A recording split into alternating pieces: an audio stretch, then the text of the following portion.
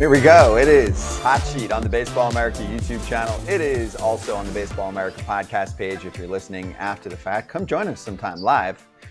Usually on Tuesdays. We had Labor Day on Monday being observed, so we kind of pushed back one day as we're usually 2 days into the week. So 3 o'clock Eastern time if you want to join us and ask your questions to JJ, Jeff, and many others from the Baseball America family. JJ Cooper and Jeff Ponce from Baseball America here with us right now. So guys, let's jump right into the first move because I'm excited about this one.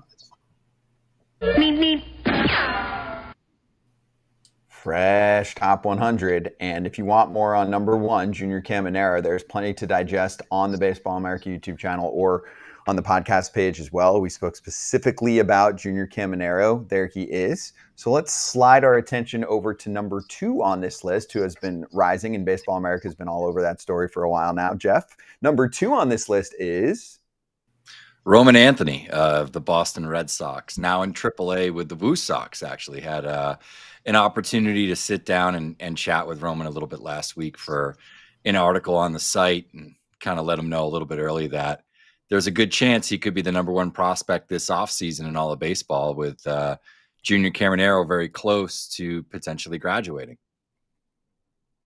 What else can you tell us? Oh, go ahead, JJ.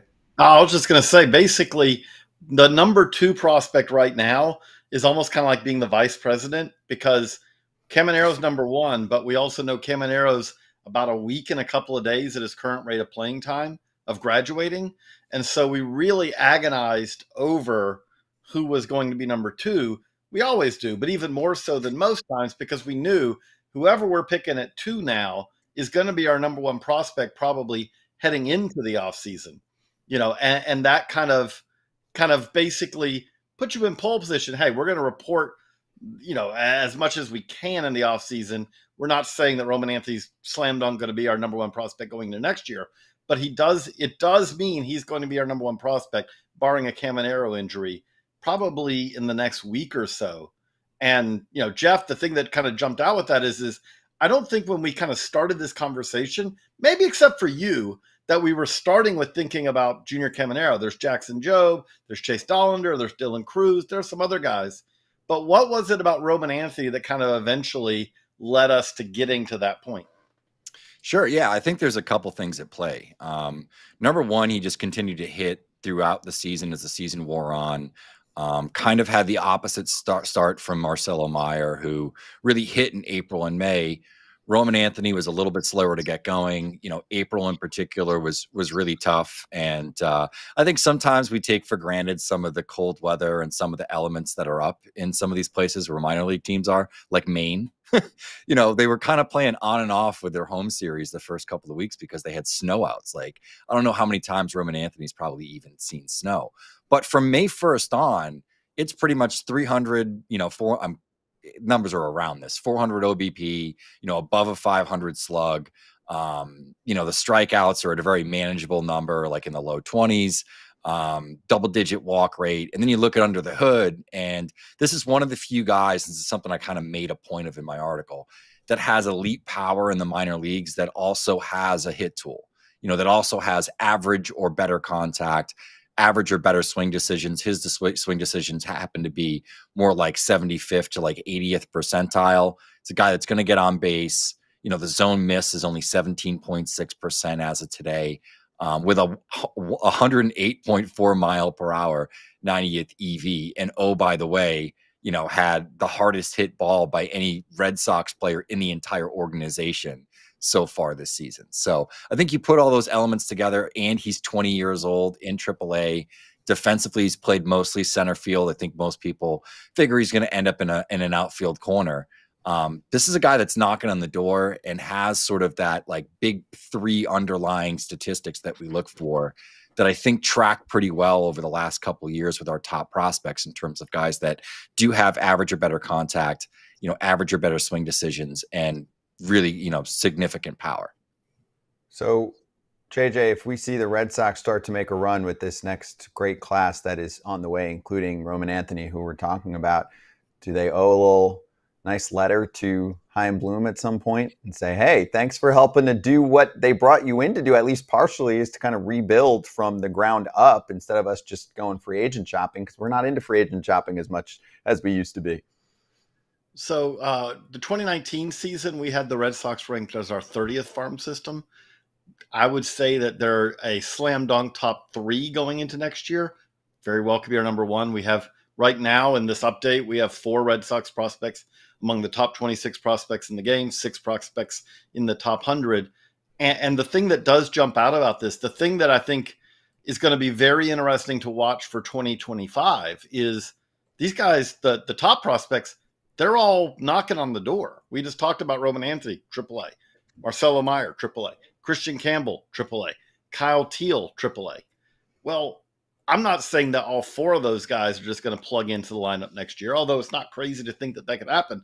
And the other thing that jumps out about it is Kyle Teal, catcher, Marcelo Meyer, shortstop, Christian Campbell, second baseman, Roman Anthony, as Geoff just said, center field, can play a corner, but if he plays a corner, he's going to be an above average corner. If you put him in left field at Fenway, that's kind of almost beneath him, with how small that field is, except for the challenge of playing the monster.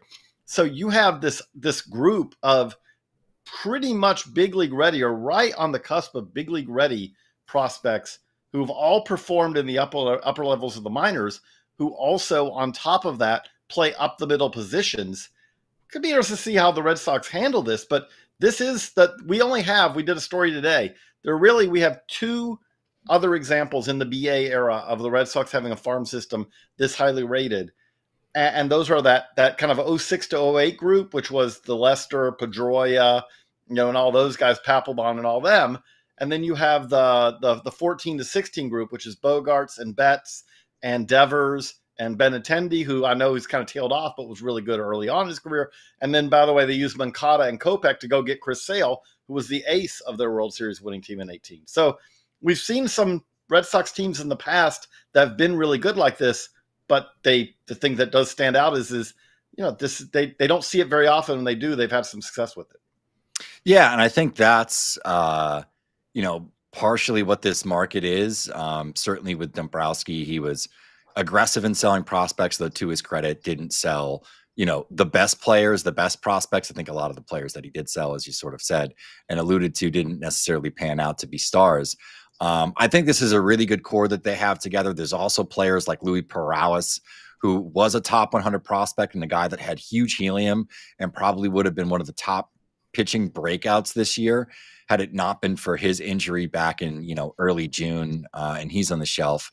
But there's a lot of talent throughout this farm system. We haven't even talked about some of the players that they brought in this most recent draft, which I think was a little bit more in line with player development. I know I talked to Brian Abraham, their director of player development, this past Friday, and one of the things that he really hammered home was just there's a lot of synergy between Devin and Paul Triaboni of their amateur group and their player development, and just in terms of the types of players they're going after. And I think they're really banging the drum right now for Christian Campbell, just because of the type of development story that it's been for that organization with the bat speed training and some of the other things that they've implemented. So I think Bloom deserves credit here for this rebuild. I think there's also some credit that goes to just a lot of the current processes and folks that have been there throughout sort of both tenures, whether it was Breslow or Bloom or even prior, that have adapted and really embraced technology and data. Jackson saying Bloom made one big mistake. Trevor Story. I actually responded already in the chat, and I was like, yeah, but it's Boston. I mean, you should be able to take a contract hit like that these days. It wasn't a $400 million mistake. I mean, he signed for what? 120, maybe something like that. Yeah, I think it was the length of years that's more the problem now, because you're looking at it and you have some players that could potentially replace Story in the long term, and you're like, or in the short term, and it's like, well, he's still got 3 years left in that contract and maybe an option year as well. So I think it's the years, but the problem is, and I think Theo Epstein, when he kind of talked about it years after he left here, is there's sort of the monster of the fan base expectations, the TV show and everything that they sell around Fenway and just the whole experience.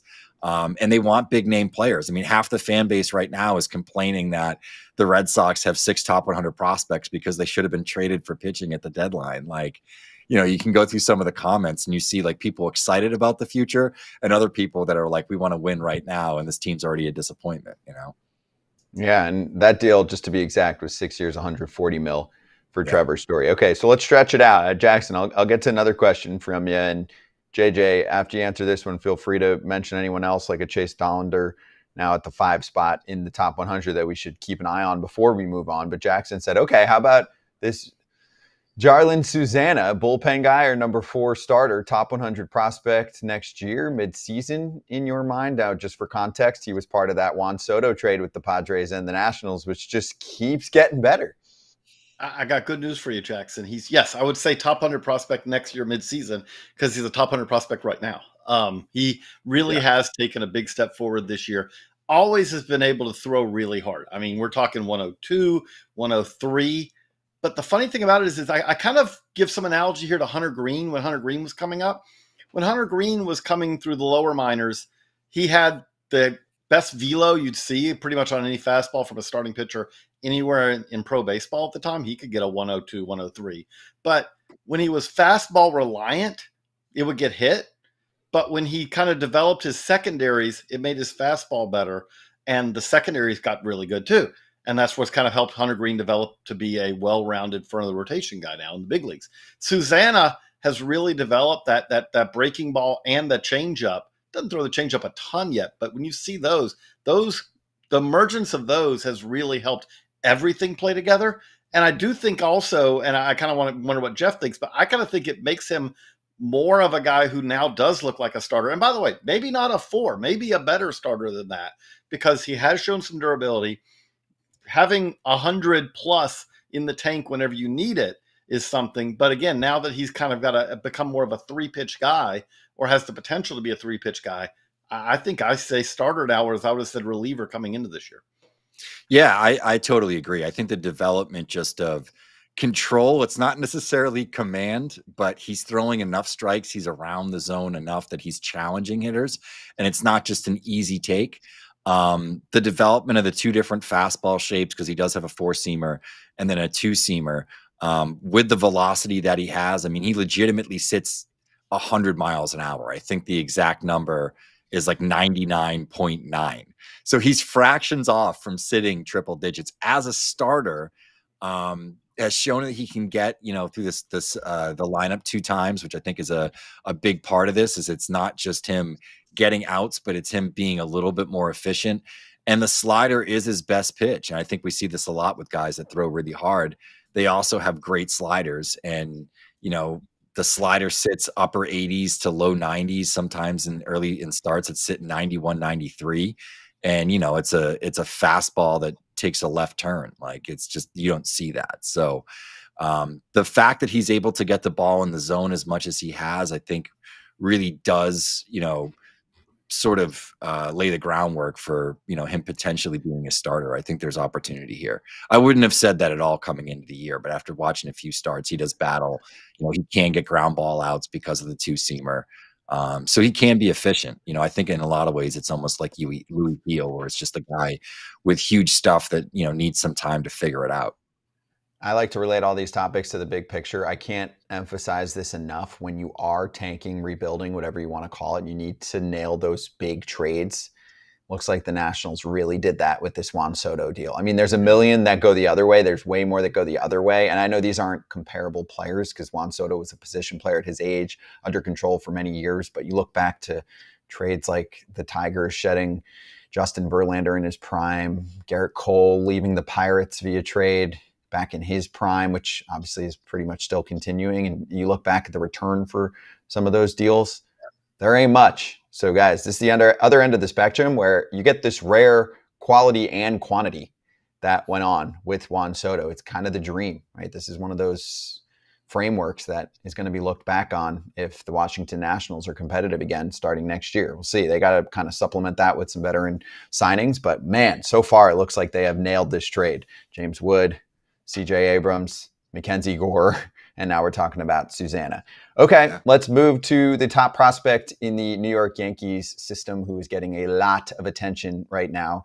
JJ Cooper, Jasson Dominguez, aka the Martian, is not up with the New York Yankees for September. September call-ups don't necessarily mean that we're not going to see this player for the rest of the month. So I just wanted to provide some context here for anyone listening or watching right now as to what September call-ups mean, how the PPI picks work now, and why Yankee fans should just be a little bit chill for now and give it time, because I do think if Alex Verdugo doesn't hit for the next couple of weeks, you probably still will see the Martian and he'll be eligible to play in the postseason.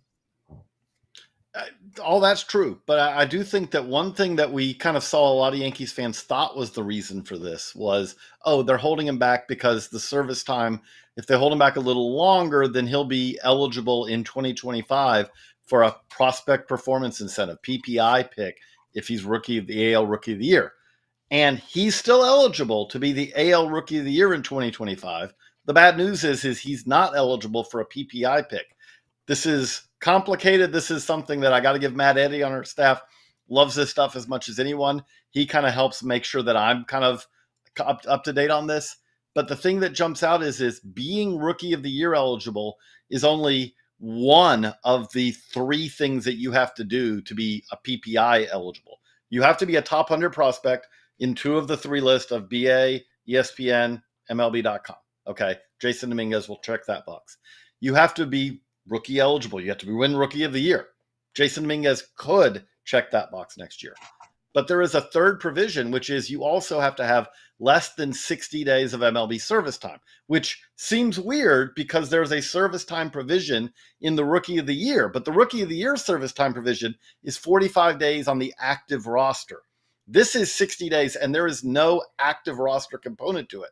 And when Jasson Dominguez was coming back from his Tommy John surgery, his elbow injury he had at the end of last year, he was on the MLB 40-man roster and the 60-day IL, the MLB 60-day IL. That means that on those days, you are logging service time, even though you are not logging active service time. So Jasson Dominguez has more than 60 days of service time, and that means that next year he will not be PPI eligible.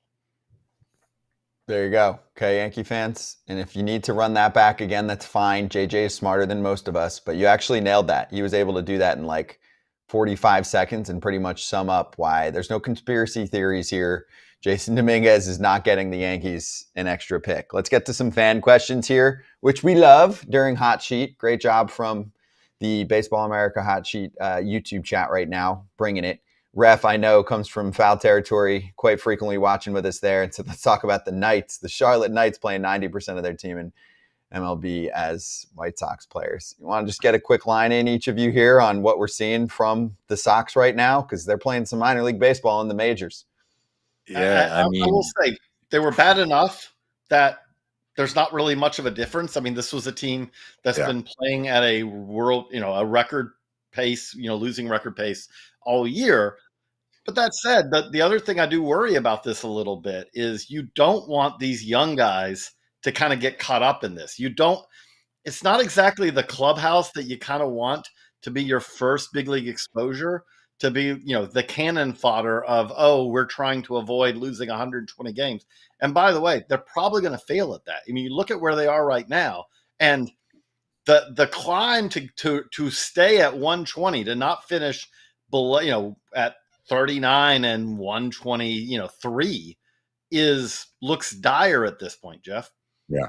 Yeah. I mean, this is among the worst teams of my lifetime, just in terms of performance. And, you have to wonder what's going to happen in the offseason. They didn't do anything at the trade deadline, where at least you'd have some excitement if there were maybe some prospects that you had gotten in return for some of the bigger pieces that they have. But yeah, I mean, it's not wrong to say that this is a AAA caliber club, because I think if you watch enough AAA baseball, you see a lot of lineups like this of just retreads from other teams and, maybe one good young player, two good young players here and there. But yeah, it wouldn't shock me if you put this team on the field against Worcester for a 6-game series in the International League if Worcester took 4 out of 6. All right, two more. I'll do one for JJ, and I think the next one's good for Geoff. So, JJ, here's from Nola Jeffy. As a Pirates fan, I'm curious to Justin Horowitz's influence prior to coming to Pittsburgh. Can you give some context there?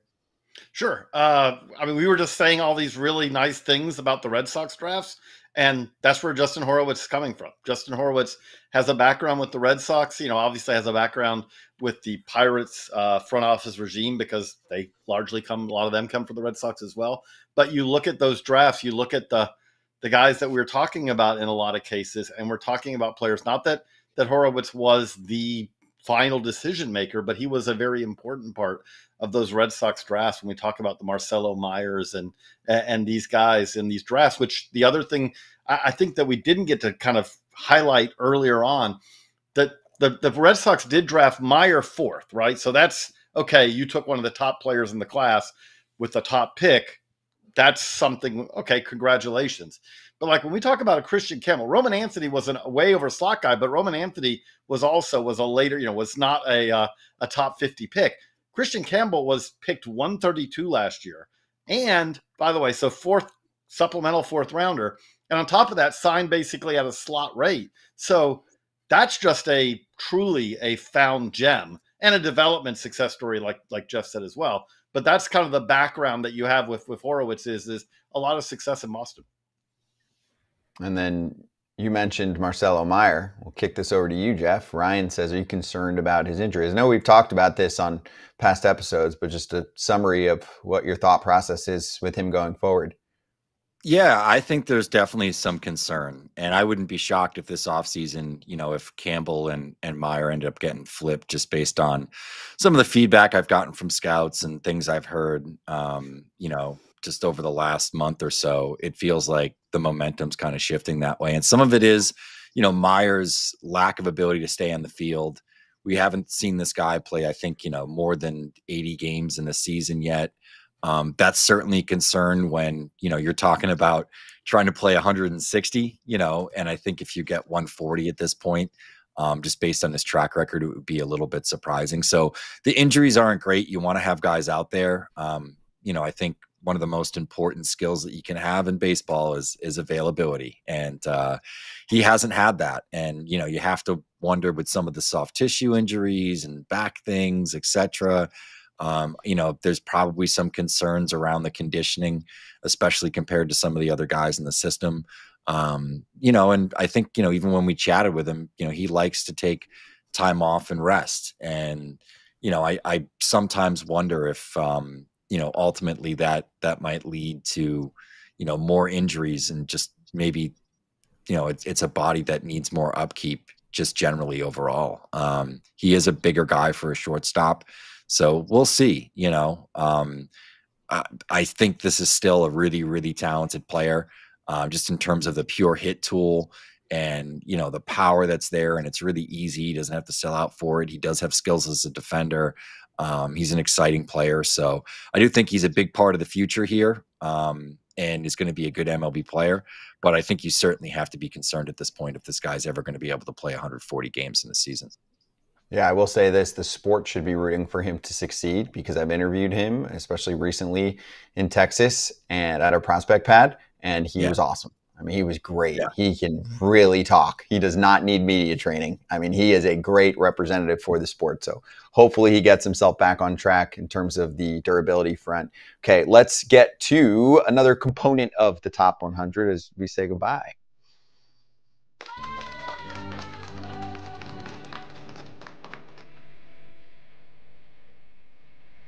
Congratulations to our September graduates. Jackson Holliday, you did it, man. You graduated. So did you. James Wood on the other side here of the graphic, which was very, very well put together by our great producer behind the scenes, Jeremy Meyer. And Max Meyer is on this list as well. So is Spencer Schwellenbach, who's been awesome for Atlanta. Even Cade Povich now exits the top 100. So, JJ, would you like to take the stand and say any final words to our graduates who are now major league ball players and no longer prospects? It happens so fast. One day you're just remembering, the draft rolling around and you're thinking about what a Jackson Holliday is. He's going to go 1-1 or James Wood. And he's at IMG Academy. You're just wondering, okay, are these tools all going to come together? And you just turn around and they're big leaguers. They're leaving us. They're not, we're handing them over to foul territory now. And, we'll go on to the next group. But the thing that kind of does make me kind of think about this, and I'll start it with you, Geoff, is if you can pick one of these, especially obviously it's kind of the Holiday Wood debate. If you can pick one of these players to have for the long term for an organization of these September graduates, who would you take, Geoff? Yeah, I think it's Wood. And let me just say that Jackson Holiday does not look old enough to graduate from anything, other than maybe middle school. Yeah, that one threw me for a loop. But I think it's James Wood. The performance has been pretty good. There's going to be some growing pains just overall, I think, with a player like this, but can immediately, put him into any spot in the outfield and you're good defensively. I think, this is a guy that projects to be a 3-4 hitter. He's getting on base. The batting average and contact numbers have not been bad at the major league level. He's hitting for power. I think he had 3 steals in a game the other day. So he kind of brings that, explosive element where it's not just power, it's power and speed and hitting ability. I just think he's such a good athlete. It's going to atrophy a lot later than some of these other guys, like maybe even a Jackson Holiday, who it's a little bit more skill based. And then, the pitchers that we're talking about here, none of them are Paul Skeens. So I'm not picking either of them to start my organization with. So I think it's easy James Wood for me. But okay, if James Wood is our, valedictorian for this, I would say that Spencer Schwellenbach gets the award for like the most impressive, like, look how far you've come. Because this was a guy who was a college shortstop. And at the time, you would hear from scouts who really liked his arm, thought there was some potential as a pitcher. But his development as a pitcher, as a guy who really understands the craft, who adds pitches, who sets up hitters, does all those things, is, to be honest, just far has exceeded what I expected. And so, Spencer Schwellenbach, you get an award for, the most improved of these September graduates. There you go. Okay, so last question here before we jump. Let's include all of the graduates from this year. So that includes Skeens, Jackson Merrill, Jackson Churio. One player, and that includes Holiday Wood, all of that. One player that you're going to rely on. If you're a GM with your 5 or 7 or 10-year plan, which player are you keeping and doing the most winning with? Who's going to be the most successful long-term out of that group? Geoff, you want to start? Yeah, I'm going to go boring. It's Paul Skeens. There aren't many pitchers that come right into the major leagues and are dominant right away in the way that Skeens has been dominant. You can make an argument that he's the best pitcher in baseball since he's come up. I think you just, you hang your hat on that. You're going to have an ace.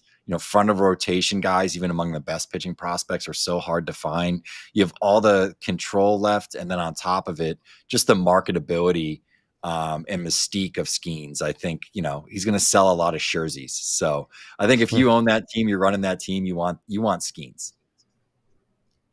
I'll go a different way. I'll go Jackson Churio. I know that Merrill, if you said who's had the better year, I'd probably give Merrill the edge here.